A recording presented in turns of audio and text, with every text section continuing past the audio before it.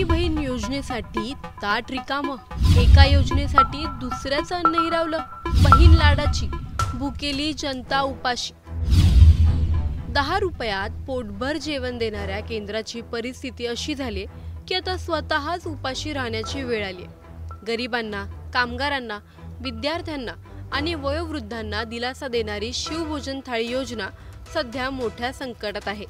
कारण या थाळीसाठी केंद्रांना मिळणारे अनुदान तब्बल 4 महिन्यांपासून थकले आहे। शिवभोजन थाळी म्हणजे केवळ एक जेवणाची सोय नव्हे, तर अनेक कुटुंबांचा जगण्याचा आधार आहे। 10-15 रुपयात मिळणारी ही थाळी गरम भात, भाजी, पोळी, उसळ गरिबांच्या पोटाला तर भरणारीच, पण मनालाही समाधान देणारी। पण ही थाळी चालवायची कशी जर सरकारकडून येणारं अनुदानच मिळत नसेल?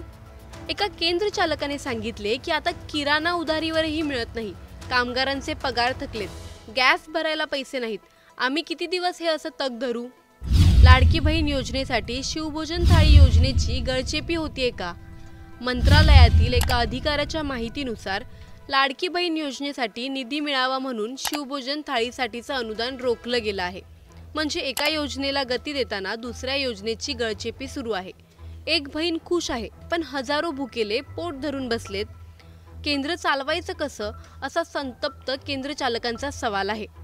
दररोज शेकडो लोकांना जेवण देणारं केंद्र चालवणं म्हणजेच केवळ सेवाभाव नव्हे, तो एक जबाबदारीचा व्यवसाय आहे। मात्र जेव्हा शासन स्वतःच्या दिलेल्या वचनांना पाठ फिरवतो, तेव्हा या केंद्रांच्या भिंतींवर भूक आणि निराशा हे चित्र उमटतं।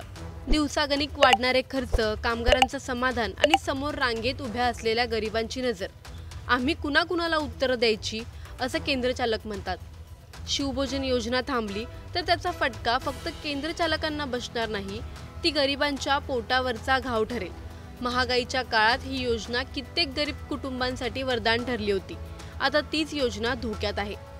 लाडकी बहीण योजनेत महिलांना दरमहा निश्चित रक्कम थेट खात्यात जमा केली जाते, पण हा पैसा उभा करण्यासाठी जर दुसऱ्या गरजूंच्या तोंडचं अन्न काढून घेतलं जात असेल तर त्याचा काय उपयोग?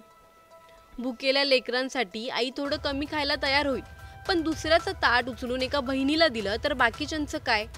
शिवभोजन थाळी ही निवडणुकांपूर्वी मोठ्या गर्जनेने सुरू करण्यात आलेली योजना होती, पण निवडणुका संपल्यावर तिचं भविष्य अंधारात टाकलं गेलंय। राजकारणात नवीन नवीन योजना निर्माण होतात, पण आधीच्या योजनेची जबाबदारी विसरली जाते। हे सध्या शिवभोजन थाळीचं होत आहे। जर ही स्थिती अशीच राहिली तर पुढील काही आठवड्यात राज्यभरातील शिवभोजन केंद्रे एकामागून एक बंद पडू लागतील आणि त्याचा थेट फटका बसेल दारिद्र्य रेषेखालील कुटुंबांना, हातावर पोट असणाऱ्या मजुरांना, वयोवृद्धांना आणि प्रत्येक त्या व्यक्तीला ज्याचं दिवसाचं एकमेव जेवण हेच केंद्र होतं। तुम्हाला या प्रकरणी काय वाटतं? आम्हाला कमेंटमध्ये नक्की कळवा आणि व्हिडिओ आवडल्यास लाईक आणि शेअर करायला विसरू नका। तसंच अशा नवनवीन अपडेट्ससाठी टाइम्स नाऊ मराठीला नक्की फॉलो करा।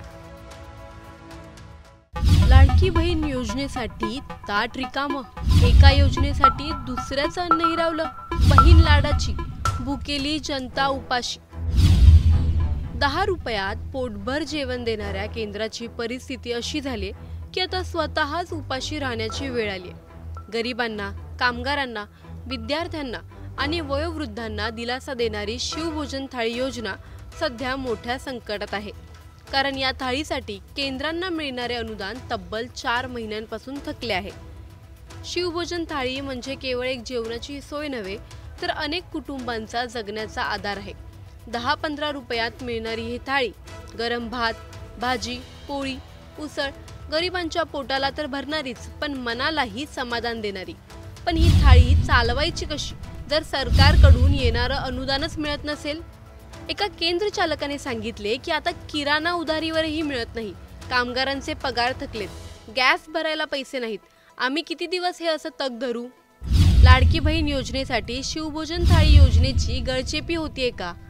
मंत्रालयातील एका अधिकाऱ्याच्या माहितीनुसार लाडकी बहीण योजनेसाठी निधी मिळावा म्हणून शिवभोजन थाळीसाठीचं अनुदान रोखलं गेलं आहे।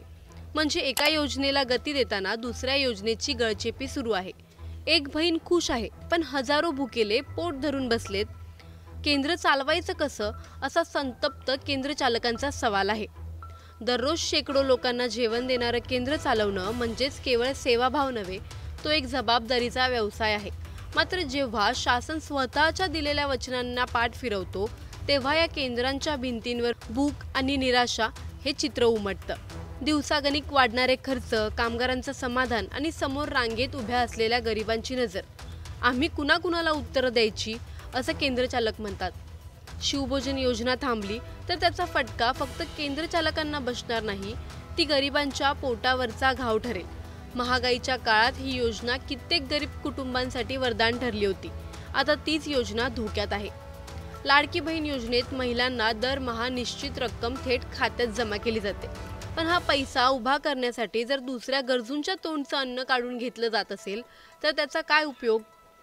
भुकेल्या लेकरांसाठी आई थोडं कमी खायला तयार होईल, पण दुसऱ्याचं ताट उचलून एका बहिणीला दिलं तर बाकीच्यांचं काय? शिवभोजन थाळी ही निवडणुकांपूर्वी मोठ्या गर्जनेने सुरू करण्यात आलेली योजना होती, पण निवडणुका संपल्यावर तिचं भविष्य अंधारात टाकलं गेलंय। राजकारणात नवीन नवीन योजना निर्माण होतात, पण आधीच्या योजनेची जबाबदारी विसरली जाते। हेच सध्या शिवभोजन थाळीचं होत आहे।